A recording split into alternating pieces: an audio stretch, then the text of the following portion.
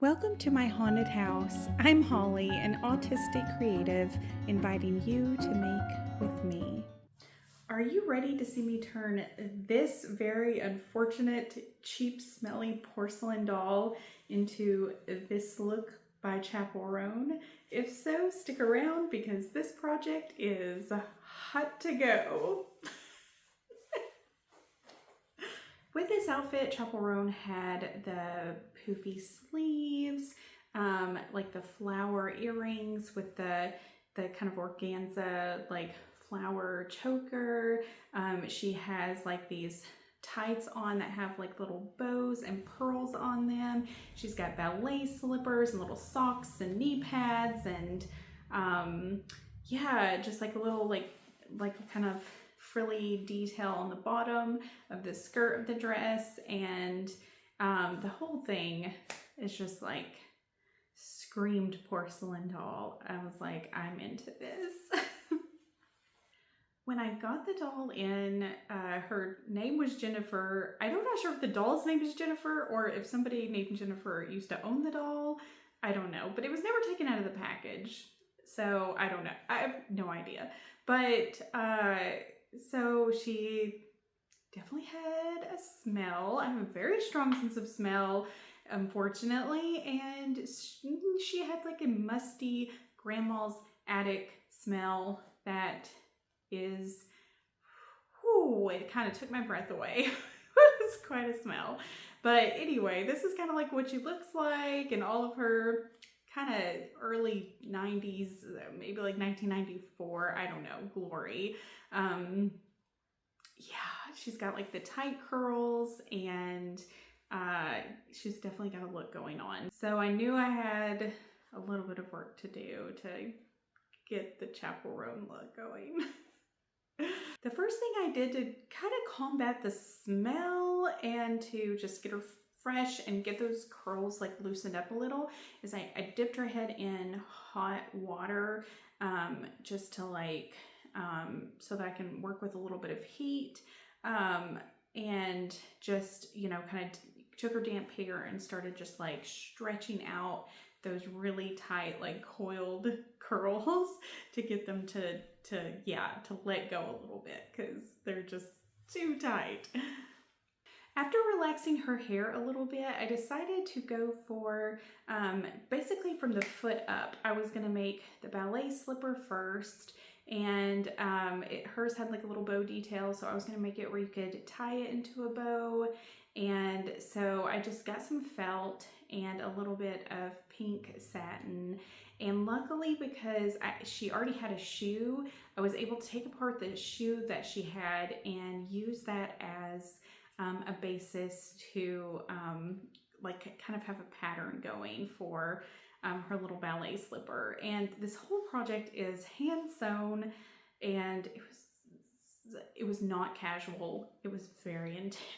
It was like, yeah, it was just so much work. I like lined the inside of the ballet slipper, and then I like had an insole inside of it, even though I knew you weren't even going to see that part because actually I ended up attaching the sock part. I used off-white satin and then put the mesh over top to kind of act as like a pantyhose, and then I just used the same ribbon material for the ballet slippers as these like little bows that were going to go like all over her pantyhose, and tied those up and then sewed them on, and then took some little pearls and sewed them on as well, and then kind of flipped it inside out and sewed along the sleeve of this leg cuff thing and like just turned it into something that I could just slip on her entire leg. And so she was covered from foot all the way up to doll crotch. And I found some like ruffle ribbon, and I used that for like those knee pad covers that she has, just to add that extra element of over the top frilliness to this. The dress part was interesting. So when I looked at her dress, I was like, okay, it kind of looks like brocade fabric. So I just literally typed in brocade fabric just to see if I was right, just to kind of look at other brocade fabrics and see if they meshed. But when I clicked on the little arrow button, it immediately took me to like the exact fabric. It was the exact fabric in the same colorway and everything that was used to make her dress. And I was like, what? Did I seriously just hit the jackpot that easily? There's no way, but that's what it was. It was on Etsy, so I went ahead and bought it. Came in the mail, looked just like her dress fabric, but do you notice what I noticed before I even bought the fabric? Chappell is a human being. I don't know how tall she is. 5 foot something, I'm assuming. And my doll is tiny. So I knew right away that the dress pattern was not going to be to scale. It wasn't going to be scaled down in the way that I needed it to be. So I just took the parts that I kind of thought were the prettiest and tried to showcase like some different parts of it and make it work that way. I really liked the rose detail that is on this fabric, and so I just went with it. But the sewing part was so intense. Like, the easy part was taking apart the dress that she had worn previously when I got the doll so that I could use that dress as a pattern to cut out the pieces of this brocade material. That part was simple. The sewing part was what was so wild, because I even used pinking shears and it started to just fray and fray and fray. And I know that they make some stuff to kind of help with that, but I didn't have any of that on hand. And I knew because this was a doll and not like a garment I was going to be like wearing myself, that that part really didn't matter. It's not like the doll was going to like move a lot and cause the material just to continue to fray.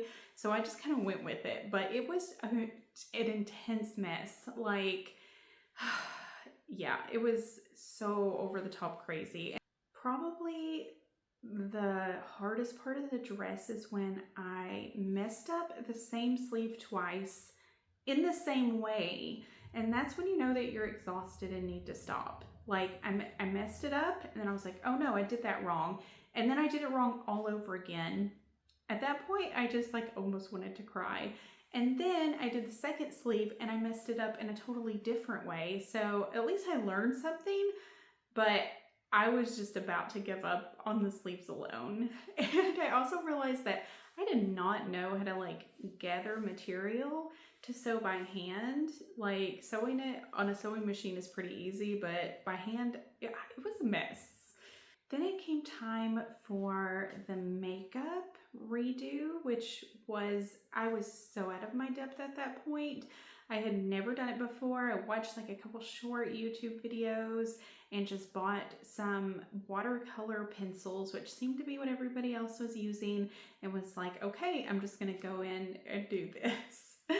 So I had to change like a few things. First of all, she has green eyes, and Chappell has kind of like pale bluish grayish eyes, and so I just kind of just went with just blue, and that, because she's a doll, like, it would be so weird if I was like, I want her to look just like Chappell. This is a Chappell inspired doll. I don't want to own a doll that looks just like a real person. So weird. So anyway, like I just went with blue and just kind of made them pretty vivid, and she needed different eyebrows because the eyebrows she had were like so low on her eyes, and I needed them to be up a little higher. It seemed like her eyebrows, she kind of does a more like orangey hue as opposed to like her deeper red hair. So I kind of went with that, and then that classic blue eyes. And like just went for it. It was a lot of fun. I just did it while my husband read to me. He's been reading this book series to me, and so we were just on the couch at night, because this isn't a work project, this is a personal project, and I just have to work on it after hours. And so yeah, it was just me on the arm of my couch, just redrawing this doll's face. So what made it easier is I did take her eyelashes off. And then I glued them back on later, and that did make it easier for me to kind of to get into her eyes as well. After I got the face situation kind of under control, then I went ahead and added these earrings that I found. I just like walked right past them in the craft store and stopped like dead in my tracks because I just remembered how her earrings looked with the pink and the flowers and the green leaves and then some like pearls hanging from it. And I was like, these are these are the earrings that I have to get. So I just got these like cheap earrings and they were easy just to super glue on. And then I decided at the last minute that I did want to go ahead and make like the choker. I already had like the pink organza material, but I couldn't find any like light blue in the like organza type material. So I just went with like a blue satin and did the best I could to just like hand sew, like make it kind of look like little flowers. It was kind of hard with as small as the scale needed to be, but I feel like I did the best I could. I did all right. And then I did decide at the very end to go ahead and put like a little bit of trim at the bottom of the dress. I wasn't going to because it just felt like so already like a lot going on with the dress. But then I decided, what the heck? Like the whole theme of this is supposed to be over the top. So I went ahead and did it, and I felt like it looked good. I was glad that I did it, and that is the saga of this porcelain doll. Are you all ready to see what it looks like now, all complete?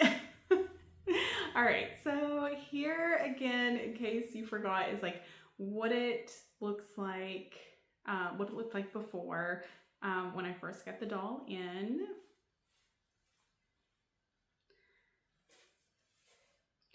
And then here is what the doll looks like finished. I would give myself an A for effort on this project, but probably a D for execution. This is one of those projects where I learned more of like what not to do than I learned like what to do. And that's totally okay, because that's the point of me doing these personal projects, is just to kind of stretch my brain and experiment with something kind of different that I've never really done before. And I hope that you all really liked this too. I know it's so off the wall, but I just had to share. So that's it. She's done, and now I forever have this